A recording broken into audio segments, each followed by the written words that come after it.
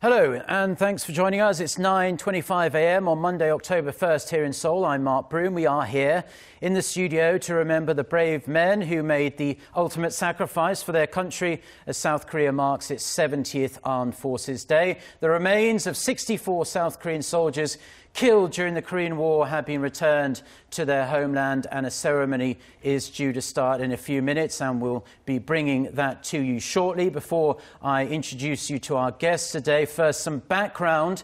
These remains were excavated in North Korea under the joint project carried out by the United States and the North between 1996 and 2005. It was confirmed the remains, which were sent to the U.S. Defense POW-MIA accounting agency in Hawaii, are of South Korean soldiers who died during the 1950 to 1953 conflict. Now, the remains were arrived at Seoul Air Base on Sunday and had an escort of fighter jets to pay respects to the fallen heroes. The repatriation ceremony itself, though, is going to happen outside the National Assembly in Seoul in a few minutes' time. So with that, let's bring in our guests. I have with me today our Defense Ministry correspondent, Park Ji-won. Thank you for joining us, Ji-won.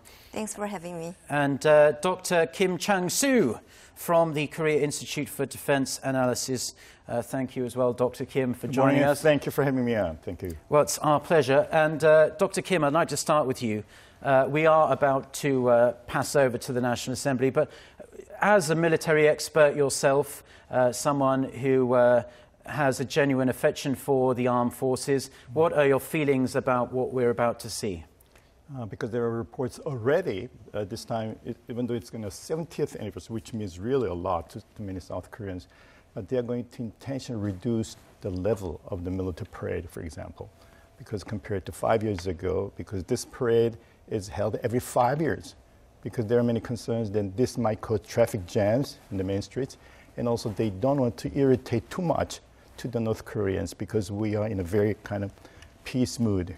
So this is very intentionally at a very proper level, and one of the aims for this parade and party is a kind of party for soldiers, because these young generation Koreans pretty much want to be entertained. So there's a lot of differences I can tell in 5 years. Right, absolutely. And going over to our Park Ji-won here, Ji-won, I touched upon it in the opening a little bit, but it took about 10 years of close analysis, didn't it? The US POW-MIA accounting agency, they learned that they had around 70 sets of remains that were of Asian descent, and after the South Korean recovery team's examination, then 64 of them arrived back in South Korea on Sunday. Just wondering if you could just walk us through how they distinguish the remains between the North Koreans and the South Koreans and even Americans. Okay, according to South Korean Defense Ministries, we also do have our own agency, which is called MAKRI. MAKRI means Ministry of National Defense Agency for KIA, which is Killed in Action, Recovery and Identification. And one of the senior officials from there told defense correspondents said that there are clear 4 criteria to distinguish whether those are from the U.S. or North Korea or South Korea, and they said there are 4 criteria, which are, and those criteria were jointly agreed upon with the U.S. back in 2016. Okay, we are receiving video now from the Songnam Air Base, Seoul Air Base, a military airport used, and you are looking at President Moon Jae-in with some military officials and also veterans of the war. We are watching the repatriation ceremony on what is a beautiful autumn day here in Seoul, so the weather really did help us today. Dr. Kim, as we wait for the ceremony to start, okay, let's pass it over to the ceremony. First, we will unload the remains of the fallen soldiers. Ladies and gentlemen, please rise from where you are.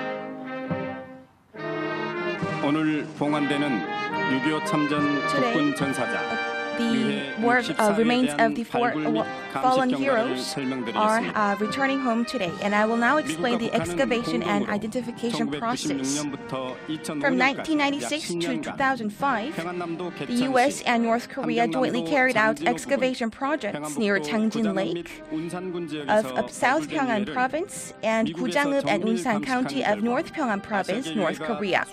After it's been confirmed that the remains included those of Asians, South Korea and the U.S. also carried out joint identification process for 3 times in 2011, 2015, and 2018.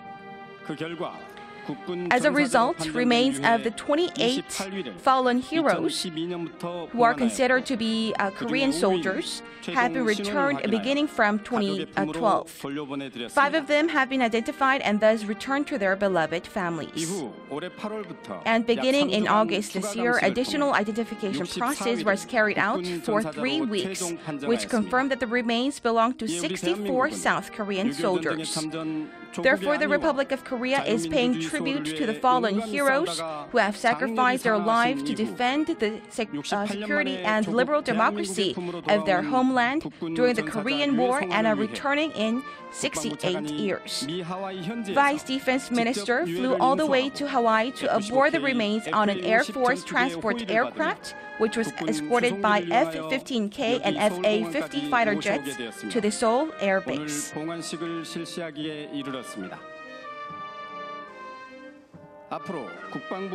And going forward, the Ministry of National Defense will further identify the remains of the return and to return them to their beloved families.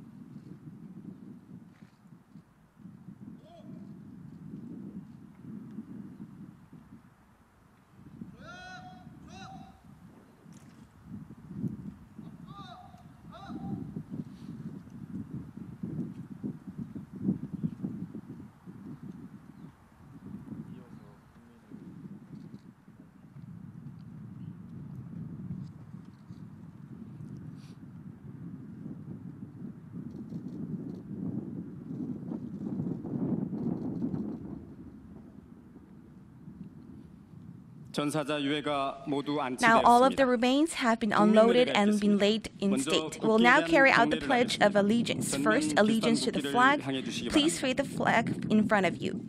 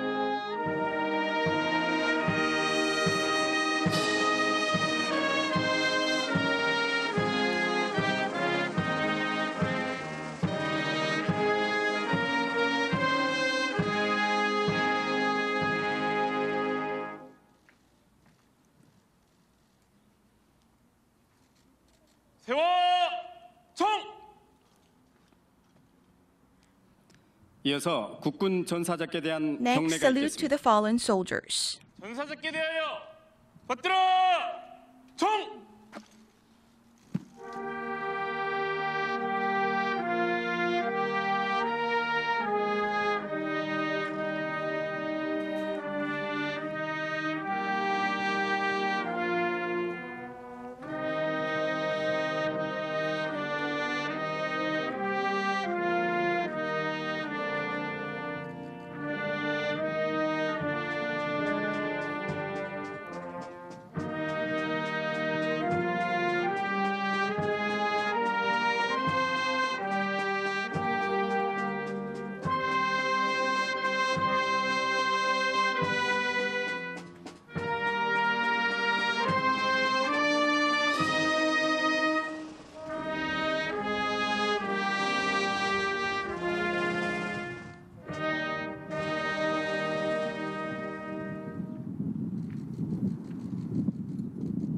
세워 총!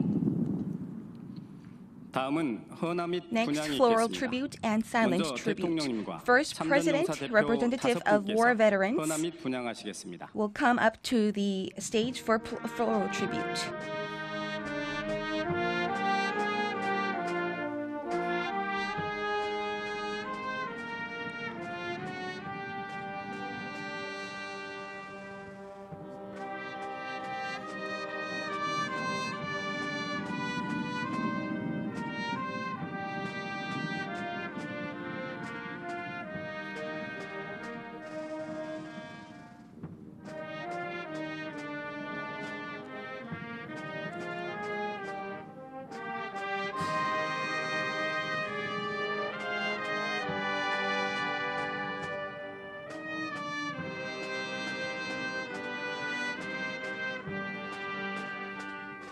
대통령께서 대표로 분향하시겠습니다. The President will burn the incense.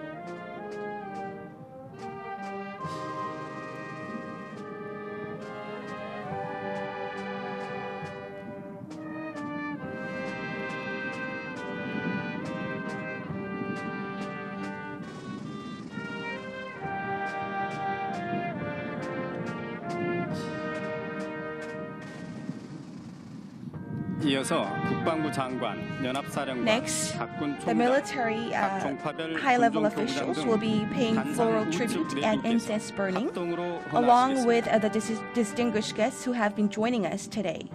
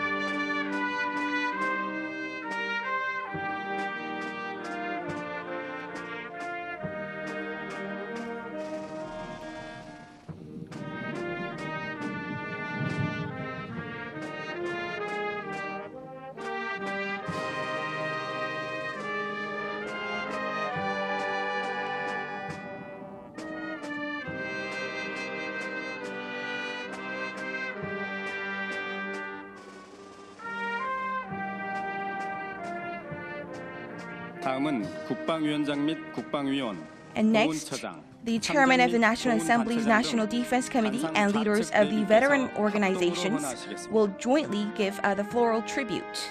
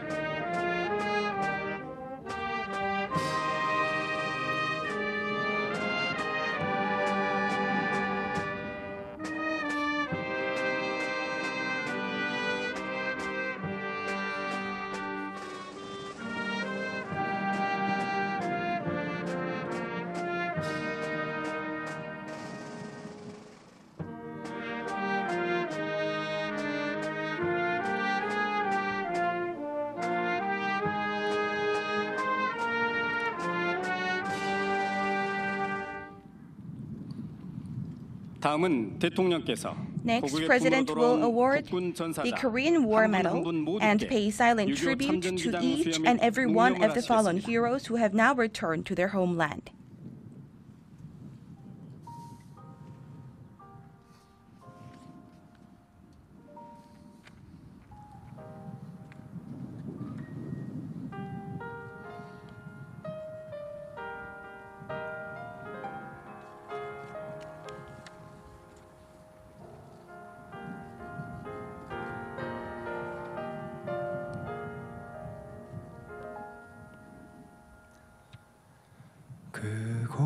그곳에서 울지 마오 나 거기 없어 그 자리에 잠들지 않았다오 그곳에서 슬퍼마오 나 거기 없어 그 자리에 잠든 게 아니라오 나는 전에 바람이 되어 찬란히 빛나는 눈빛 되어 곡식 연그는 햇빛 되어 하늘한 가을비 되어 그대 아침 고요히 깨나면 새가 되어 날아올라 밤이 되면 저 하늘 별빛 되어 부드럽게 빛난다오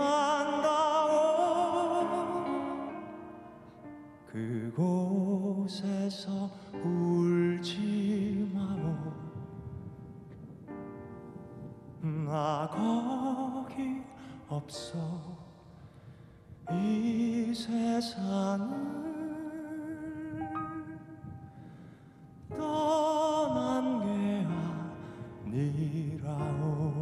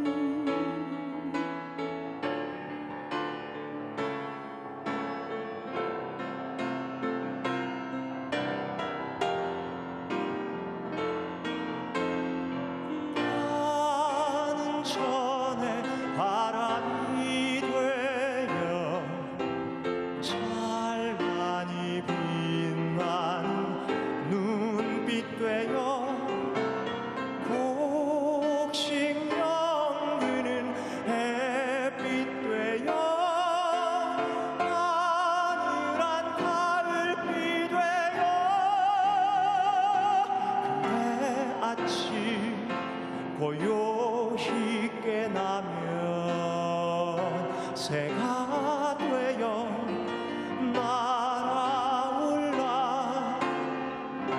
밤이 되면 저 하늘 별빛 되어 부드럽게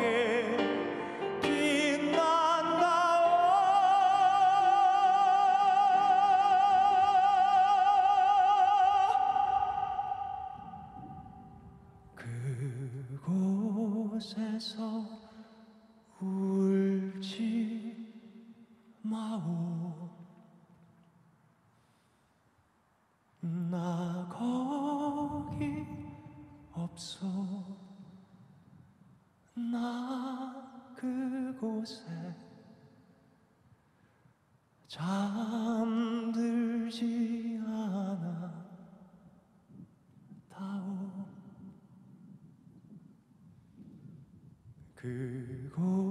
그곳에서 슬퍼 마오. 나 거기 없어. 이 세상을 떠난 게 아니라오.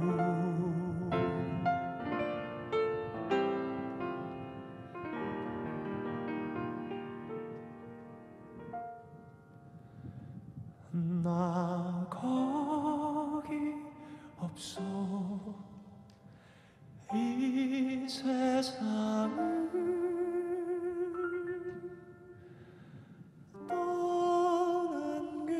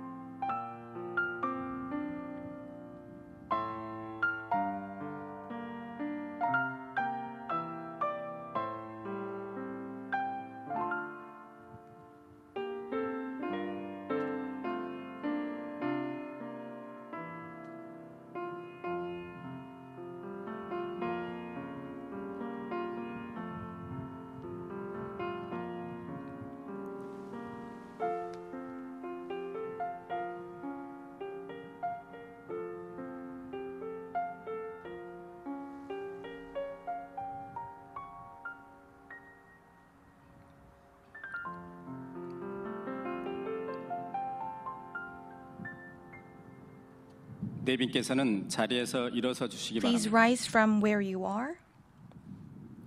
국군 전사자께 대한 조총 및 Next, 묵념을 rifle volley 올리겠습니다. salute to the fallen soldiers.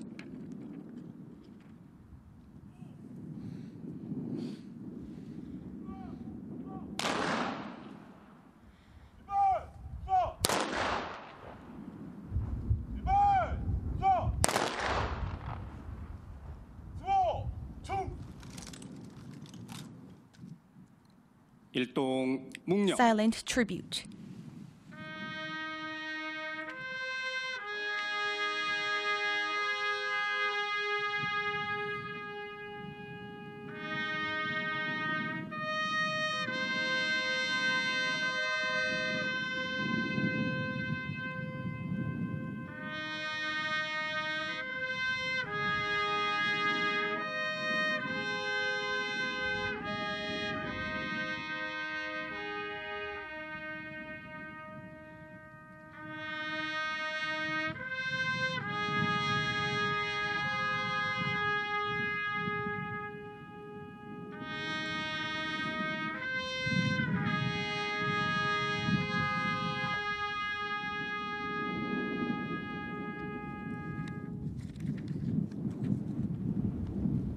바로 At ease. 유해 봉송을 위하여 운구병이 Now soldiers will 입장하겠습니다. now enter to help carry the remains of the fallen soldiers. 앞으로 가!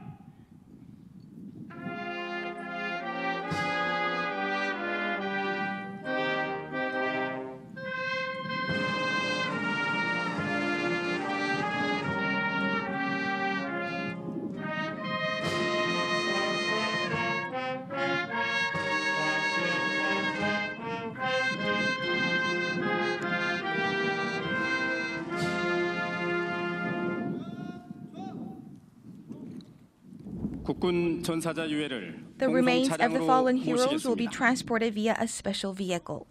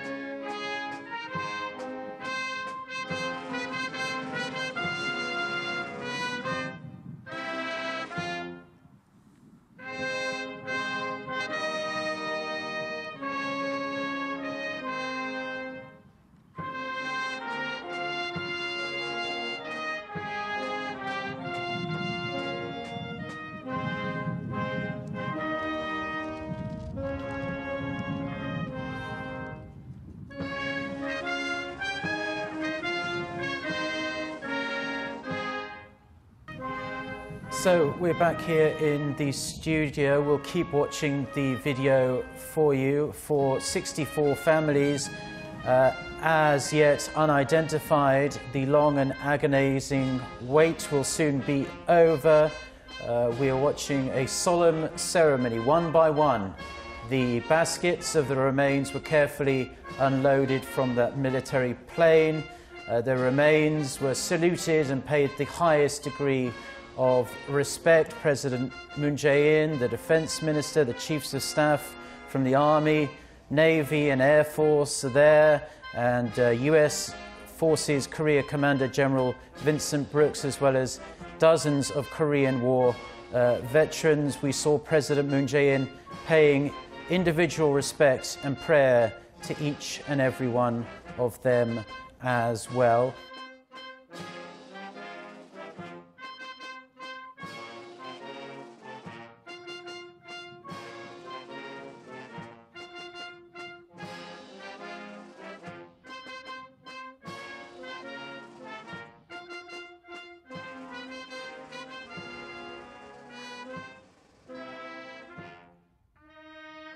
잠시 후 유해 봉송 차량이 출발하겠습니다. 대통령님과 참전 용사분께서는 단상 우측 봉송 차량 앞으로 이동하셔 예를 표해 주시기 바랍니다.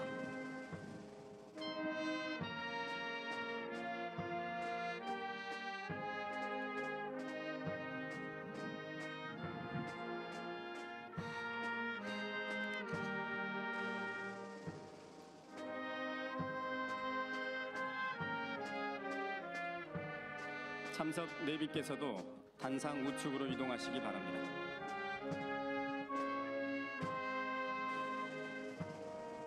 We are still here with Dr. Kim Chang-soo from the Korea Institute for Defense Analysis and our Defense Ministry correspondent Park Ji-won. Dr. Kim, because you did make a really interesting point about the significance of this ceremony happening right now when the two Koreas have improve their relations to such a great degree. Just fill us in more about what you were saying while we were watching that solemn part of the ceremony. First of all, this ceremony is being held at Seoul Air Force, which is the airport that President Moon and his entourage returned from Samjeon Airport a couple of weeks ago. And one of the things most striking to many South Koreans, and particularly to the United States as well, is repatriation of the war remains. And that was the one point both in North and South Korea during the Panmunjom Declaration and also Pyongyang Declaration, because this is very high symbolic, just Mr. President did for the American war heroes in the United States.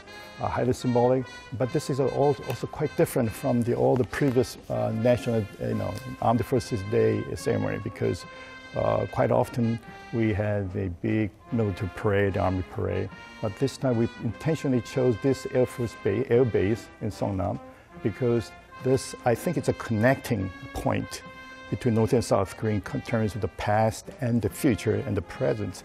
So why this ceremony is important to many Koreans, because who will be dedicating their lives to the national service. So they really deserve to be rewarded like this. And one of the slogans I noticed in the pictures are, "We are going to remember you in the name of the Republic." This is a very important meeting, and I'm sure this will pave the way that we are going to really mean all these points in the agreements, two agreements. That is how we are ready to carry out each and every points we made and the two important documents. Yeah, you touch on some good points there, Dr. Kim. It offers some psychological relief not only to the families of those who have relatives who are missing from the Korean War, but to the nation as a whole, because men are required to serve in the military in South Korea. So it's closure, perhaps for some of the families once they identify these remains, but also a reassurance that the country truly cares for the tens of thousands of active duty military currently serving in South Korea. As we watch President Moon Jae-in greet and shake hands with Korean War veterans and other officials there at the ceremony, I want to bring in our Park Ji-won once again. Ji-won, while this is going on, this is of course a wonderful moment for the country, but the next process is going to be like putting together an extremely difficult jigsaw puzzle. But the two Koreas have agreed to run this kind of pilot project to speed up the process, hopefully jointly recover war remains within the military demarcation line and the demilitarized zone. Tell us more about when that is going to start and what area is it going to cover exactly? That's right, Mark. Well, that's part of the recently signed comprehensive inter-Korean military agreement during the recent summit between the two defense ministers of two Koreas, that they agreed to retrieve war remains within the area of DMZ. That's where the South Korea's defense ministry estimates about 10,000 South Korean troops and about 2,000 U.S. forces are believed to be killed inside the region, but since that's inaccessible, we couldn't really retrieve any remains, and two Koreas have never worked together on joint recovery project. So this project will start next April, but before doing that, we need to remove landmines inside the area, because we know that the number of landmines, the different sorts of mines are so many. So for starting today until the end of November, they will focus on removing landmines inside the DMZ. And when that's all done, they will make a 12-meter road inside the DMZ to facilitate those progress of joint efforts to recover the remains. And when it's all done, they will make a team of comprising about like 80 to 100 from each side to start the joint recovery operation program as a pilot program starting next April next year to October next year. Yeah, and Dr. Kim, while we were having a conversation, you touched upon the mine detecting technology that is available these days to both of the Koreas. It's not a case anymore where you have to go centimeter by centimeter with some tool checking under the soil. It's a lot more advanced these days. Yeah, so we still do the manual checking and exploding, but most of all it will be done by machines, because we had this almost 11 years ago. We had the same experience because we are about to open railways and roads with North Korea. We imported some very highly sophisticated mine removing machines from Scandinavian countries. They are very proven effective. So they're going to first use all these machines, we still have them, and they run all the way along the 12-meter width of the road, and then it will be followed by personnel, because the man should be the final decision makers, and men, they will be very experienced soldiers, and they're going to have their own the machines, and then it will be demining all the anti-personnel mines, because there are anti-tank mines and also anti-personnel mines. So you have to, most of them are anti-personnel mines. So we will need the machinery and also the personnel who are experienced to do this job. And some people talking about even the use of the drones from the above, because that way you can save a lot of people damaging. Not many people will be damaged by going inch by inch and finding all these mines on the ground. Well, we have been just watching the ceremony, the repatriation ceremony for 64 South Korean soldiers killed during the Korean War. They are now back in their homeland. We saw President Moon Jae-in pay the nation's highest degree of respect to those extremely brave men who paid the ultimate sacrifice to defend South Korea so we can enjoy the democracy we have in this country today and the freedoms, of course. So our heartfelt thanks goes out to them. Dr. Kim, I just wanted to ask you another question, because we are going to be on air for a few more moments. The financial cost of excavating remains quite expensive as far as I know. Can you tell us, do you know a rough idea of how much it costs? Because as we know, a lot of these battles during the Korean War were fought in what are now very remote, mountainous areas, and getting equipment up to those areas is difficult. Is it an issue where North Korea and South Korea are going to need help with choppers and diggers and such like? In my opinion, because we don't have any very concrete numbers and time, because it'll take, we don't know. But the joint team, both North and South Korea, will decide how long and will be the best location for demining all these mines. So it'll be done by our joint team, North and South Korea, and before we actually run into these demining operations next April. We have no idea, but maybe some estimates, it'll not cost that much money. Because compared to all the sacrifices, compared to all the pay we the nation, as a nation, paid to these fallen heroes, and it compares, it's a very small thing, I think. It's not the money, or it's not the time, but this really should be they really deserve all this kind of very high respect by the people, by the nation as a whole. Just quickly, Dr. Kim, and then I'll turn back to our Park Ji-won. You mentioned that those aren't necessarily caskets so much, and it might not be the case that there are actually bone fragments in some of those. It might just be the case that we say they are remains, but they might not actually be a part of their body. That's it right. could even just be a part of clothing or a shoe or something like that, correct? That's right. Sometimes you see big caskets in the United States, flag draped casket. But this case, you see some baskets, small boxes, because it's not the human body or human skeleton as you might imagine. This may be anything that can be identified or fully accountable for the people who fell. So any clothing, as you mentioned, like any clothing, any IDs, that will be helping to identify and fully account all these. Because identification is one thing, but full accounting as we call it, is very important. It needs tremendous technology. Only the United States has such high technology. So we share, United States and South Korea share that kind of high technology. And that's why we send visitor like DPAA, or used to be called the CIHI in Hawaii, where we can learn some of the technologies and all the techniques involved. So we share this kind of information between the United States and South Korea.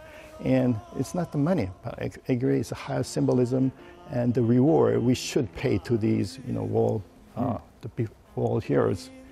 Well, as you mentioned, it's astounding that they can extract DNA from even a boot or something like that, thanks to the technology we have today. The United States, as Dr. Kim mentioned there, generously provide that to South Korea for that process. We are watching pictures that we saw just a moment ago. President Moon Jae-in paying his respects there at Seoul Air Base, which is where he returned to just about a week ago following his trip to North Korea. So the symbolism of that is there for people to see as well.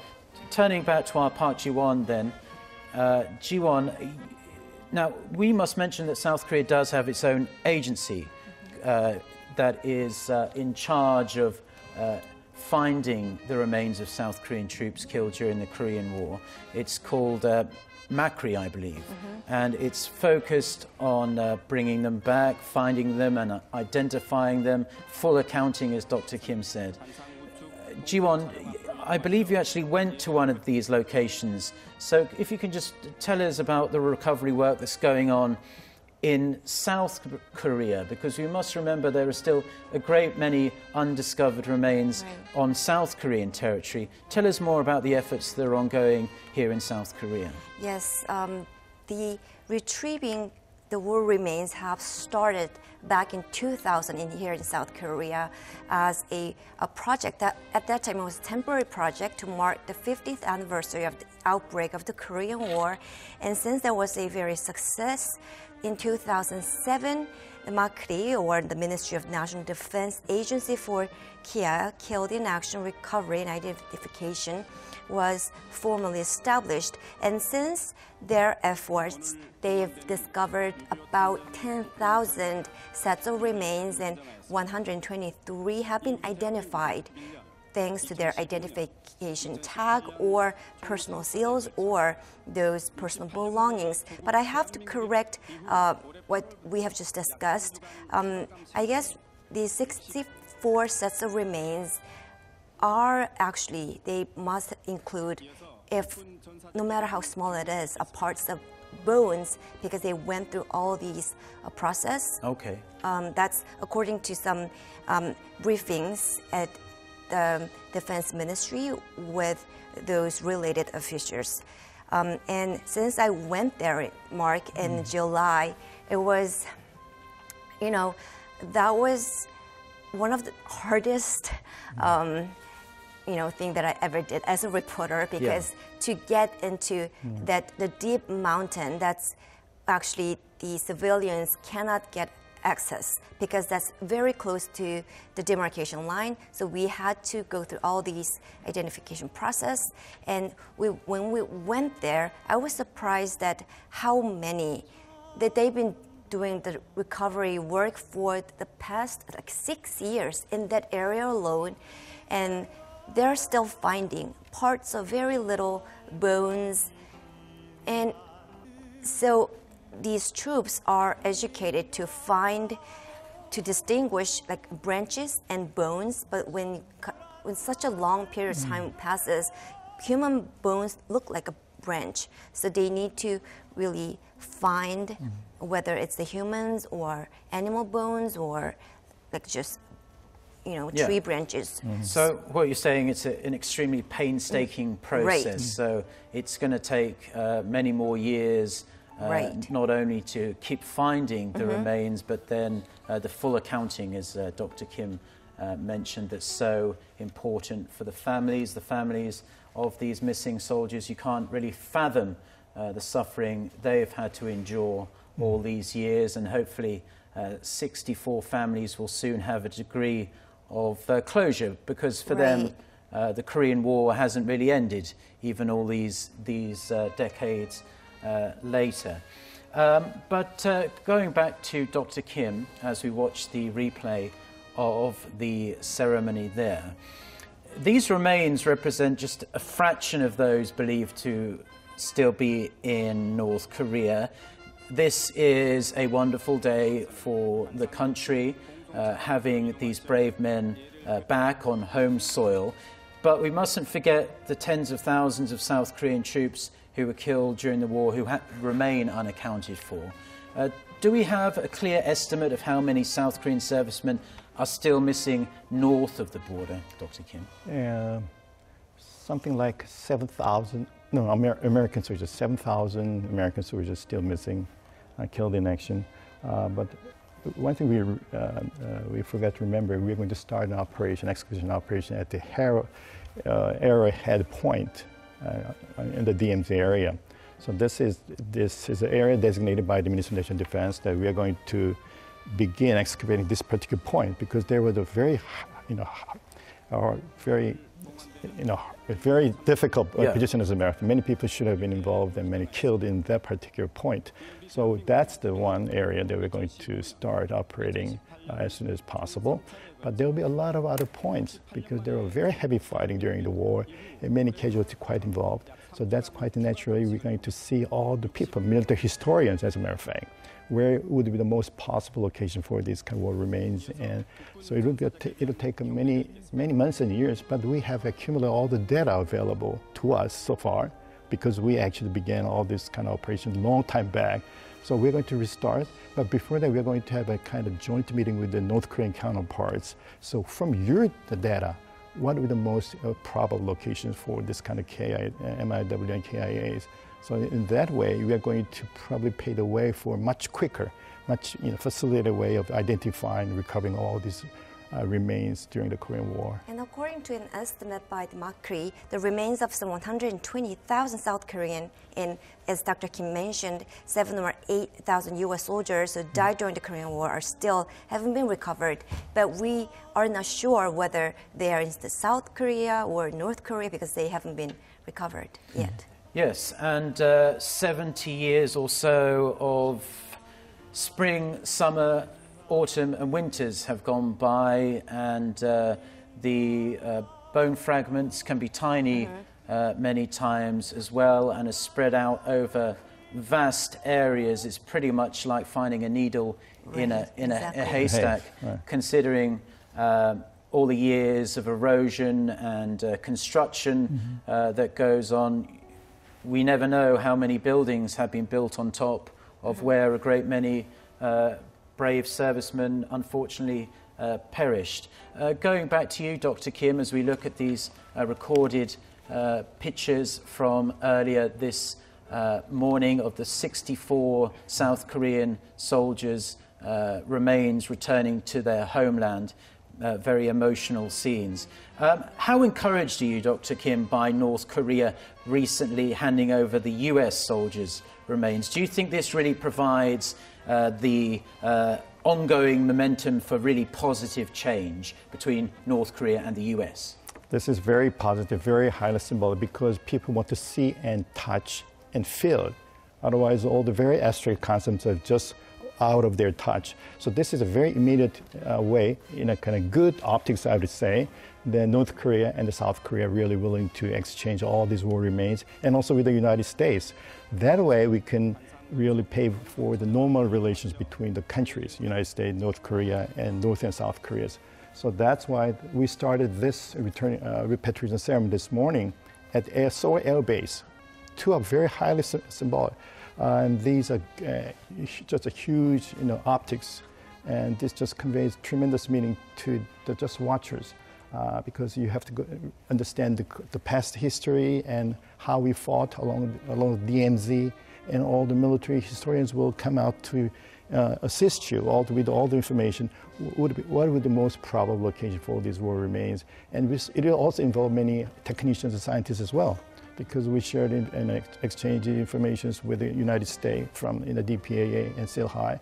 And we have trained many soldiers to identify and fully account all these remains. So this is a sign that we are improving our relations, both diplomatically and militarily, and also scientifically, I should say. So this is a good start, very highly profile. But we're going to move into much more harder topics, meaning finally to the denuclearization of North Korea and the Korean Peninsula as a whole. Yeah, well, absolutely. We've heard many times as well that US President Donald Trump is very excited and delighted to hear that North Korea is cooperating so well on the return of US remains. We are watching the return of the South Korean remains, so hopefully this can be the period of a lot of families getting some closure after all of these decades, not knowing exactly what happened to their sons, brothers and fathers. But Jiwon, we are running out of time slightly now, but just I wanted to ask you on a personal level, watching the scenes we saw this morning as a Korean citizen, someone who works very closely at the Defense Ministry, what kind of feelings does this evoke in you? It really felt like a period of reconciliation between the two Koreas. Especially President Moon himself is a children of a North Korean parents who got to South Korea during a very famous like a Hungnam evacuation project, and that was very close to one of those like Battle of Changjin, where actually many of those remains came from. So it feels like that, wow, after decades of this, very hostility that seemed like there's an ending, it seems like now we are really entering a period of reconciliation between two countries. Well, let's hope so. Park Ji-won, Defense Ministry correspondent for Arirang News, thank you ever so much for joining us. It's a great pleasure to have you. And Dr. Kim Chang-soo from the Korea Institute for Defense Analysis. We really appreciate you coming on the show today as well on what is a very solemn but also happy and kind of triumphant moment in many ways. That's where we're going to wrap up our coverage of the return of those 64 South Korean war remains from the United States via North Korea, home at last after several decades, so they can be laid to rest on the soil of the homeland they fought so bravely to defend. To those of you watching us who have served in the South Korean military, or those who still are, on behalf of everyone enjoying the freedoms and democracy we have in South Korea these days, we thank you very much for your service on this 70th Armed Forces Day. And that's where we're going to leave this portion of the show, but let's continue our news coverage now with the rest of the day's stories.